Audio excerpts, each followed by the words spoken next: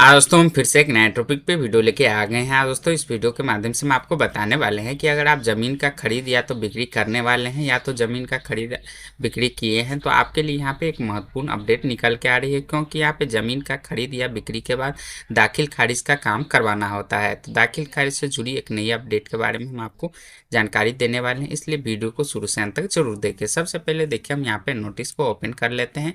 Notice कुछ इस तरह से आपको देखने को मिलेगा। देखिए, बिहार सरकार राजस्व एवं भूमि सुधार विभाग की तरफ से नोटिस जारी किया गया है।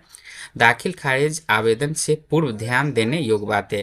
जो दाखिल खारिज आप करवाते हैं उससे पहले आपको ध्यान देने वाली बातें यहाँ पे बताई जाएगी। इसमें देखिए दो भाग में आपको जानकारी दी जाएगी। अगर दाखिल खारिज आवेदन क्रय विक्रय पत्र के आधार पर किया जा रहा है तो आपको क्या करना चाहिए। तो देखिए, पहला, जमीन का क्रय उसी व्यक्ति से करें जिसके नाम जमाबंदी चल रही है।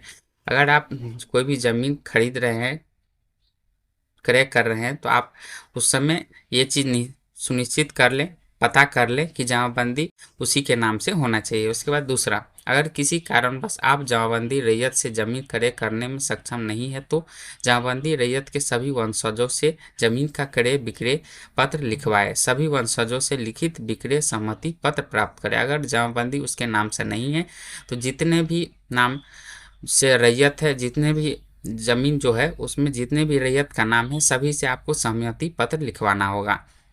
उसके बाद देखिए नीचे तीसरा, अगर जमाबंदी संयुक्त खाते की है तो क्रय विक्रय पत्र पर सभी खातेदारों से लिखवाए, सभी खातेदारों से लिखित विक्रय सहमति प्राप्त करें। यहाँ पे देखिए, अगर जमाबंदी संयुक्त खाता है, सबका ज्वाइंट खाता है, तो आपको सभी की सहमति आपको सहमति पत्र पे होनी चाहिए। उसके बाद चौथा, अगर आप जमीन का क्रय जमाबंदी रैयत से नहीं करते हैं तो ऐसे में आपको दाखिल खारिज आवेदन करते समय अन्य हिस्सेदार संबंधी विवरण दर्ज करना आवश्यक होगा। अगर आप देखिए जमीन जैसे क्रय विक्रय करते हैं उस समय जो जमाबंदी है रैयत से नहीं करते हैं, जैसे जमाबंदी उसके नाम से नहीं है, तो जितने भी पहले जो जमीन जिसके नाम से है सभी हिस्सेदार का विवरण आपको आवश्यक तर से दर्ज करना होगा यहाँ पे दाखिल कार्य में, तथा विक्रय सम्मति पत्र भी आपको अपलोड करना होगा दाखिल कार्य समय। तो ये चीज़ आप याद रखेंगे। इसलिए जमाबंदी अगर उसके नाम से है तभी आप जमीन का खरीद बिक्री करें। उसके बाद देखिए यहाँ पे, अगर आप दाखिल खारिज आवेदन बंटवारा के आधार पर किया जा रहा है तो देखिए, कोई भी दाखिल खारिज अगर बंटवारा के आधार पर यहाँ पे करवा रहे हैं तो आपको क्या काम करना होगा। आवेदन के साथ वंशावली अपलोड करना आवश्यक होगा।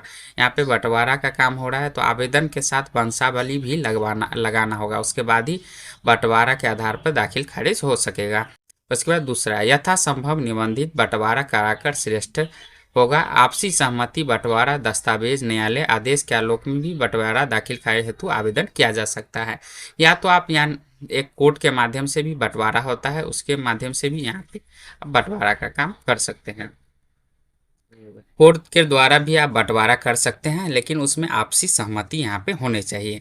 उसके बाद नीचे एक और भी जानकारी दी गई है, दाखिल खारिज आवेदन करते समय अन्य हिस्सेदार संबंधी विवरण दर्ज करना आवश्यक होगा। दाखिल खारिज जैसे आप आवेदन करते हैं तो उस समय जितने भी सदस्य है, जितने भी संबंधी है, सभी का विवरण, जितना भी सदस्य का उसमें हिस्सा है सभी का विवरण आपको दर्ज करना होगा। यही अपडेट निकाल के आ रही है। उसके बाद देखिए यहाँ पे, दाखिल खारिज आवेदन दायर करते समय अगर आपको आपके द्वारा अन्य हिस्सेदार खाते से संबंधित तथ्य गलत अंकित किए गए पाए जाते हैं तो ऐसे में आपका आवेदन अस्वीकृत किया जा सकता है, तथा अग्रेतर कार्रवाई हेतु आपको भूमि सुधार उप समाहर्ता के न्यायालय में अपील वाद दायर करना होगा। यहाँ पे देखिए, जैसे आप दाखिल खारिज के लिए आवेदन करते हैं और उसमें और भी सदस्य का यहाँ पे हिस्सा है लेकिन उसका आप विवरण दर्ज नहीं करते हैं तो आपके ऊपर कार्रवाई भी की जाएगी और आपका आवेदन भी रद्द कर दिया जाएगा, जैसे कि यहाँ पे जानकारी निकल के आ रही है। उसके बाद देखिए, राजस्व एवं भूमि सुधार विभाग द्वारा उपलब्ध कराई जा रही सेवाओं का लाभ लेने के लिए आप इस वेबसाइट पर विजिट कर सकते हैं। तो दोस्तों, यही अभी जानकारी आपको दाखिल खारिज से जुड़ी निकल के आ रही थी, तो हम आपको बता दिए। इसलिए दोस्तों, वीडियो को लाइक और चैनल को सब्सक्राइब करना मत भूलें ऐसी ही इम्पोर्टेंट अपडेट के लिए। दोस्तों, अगर वीडियो आपको पसंद आया हो तो लाइक कमेंट सब्सक्राइब करना मत भूलें।